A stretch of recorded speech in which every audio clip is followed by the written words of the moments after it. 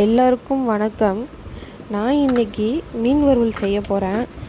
இதுதான் நான் எப்பொழுதுமே செய்கிறது. இதுக்கு மசாலா அரைக்கிறது, அது போட்டு அரைக்கிறது, இதை போட்டு அரைக்கிறது, இஞ்சி தூக்கி போடு, பூண்டை தூக்கி போடு, வெங்காயத்தை தூக்கி போடு, தக்காளியை தூக்கி போட்டு அரைங்க, அதை போட்டு அரைங்க, இதை போட்டு அரைங்க, அதெல்லாம் ஒன்றும் அரைக்க வேணாம்.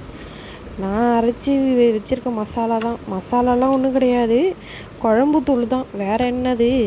குழம்பு தூளை எடுத்து ஒரு 3 கரண்டியை போட்டு தூக்கி போட்டு, இந்த புளி மீன் குழம்பு வச்சால அதுக்கு பேலன்ஸ் இருக்குல்ல புளி, அதில் கொஞ்சம் தண்ணியை ஊற்றி வச்சிருந்தேன்.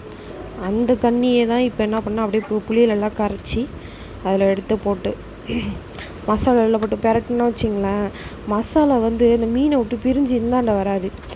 அது எண்ணெயிலே ஒட்டிக்கிறது, இந்த தோசைக்கல்லே அதுமாரி ஒட்டிக்கும், அதெல்லாம் நடக்காது. சூப்பராக இருக்கும். அவ்வளோ இதுதான் இன்ஸ்டண்ட்டாக நம்ம ஒரு மீன் வறுவல் நல்லா ருசியாக செய்யணுன்னா இதுதான் நல்லாயிருக்கும் பாருங்கள்.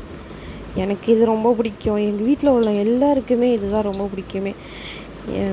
அப்படி ஒரு டேஸ்ட்டாக இருக்கும். ரச சாதத்துக்கு, சாம்பார் சாதத்துக்கெலாம் வச்சு சாப்பிட்டிங்கன்னா அடி தூள். அவ்வளோதான். இதுக்கு டேஸ்ட்டு ஈடு இணையே கிடையாது.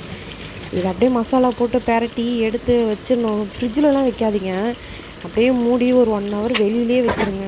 வெளியில் வச்சா நல்லா ஊறி போயிடும். அதுக்கப்புறம் வேணால் பார்த்துக்கலாம். மறுநாளைக்கு இந்த மீன் கொஞ்சோண்டு ஒரு 4 பீஸ் போல் எடுத்து வச்சுட்டேன். ஏன்னா நம்ம வீட்டுக்கு மறுநாள் விருந்தாளி வராங்க. அதனால் ஒரு 4 பீஸ் போல் எடுத்து வச்சுட்டேன். நமக்குள்ள சின்ன சின்னதாக சும்மா கேவலமாக நறுக்கி வச்சுருந்தேனே, அந்த மீனெல்லாம் நான் வீட்டுக்கு வறுத்துக்கிட்டேன். பாக்கி நல்லா பீஸ் போட்டது பெரிய பெரிய பீஸ்லாம் விருந்தாளிக்கு எடுத்து வச்சுட்டேன். ஏன்னா அவங்களுக்கு அந்த மாதிரி தானே சர்வ் பண்ணணும்.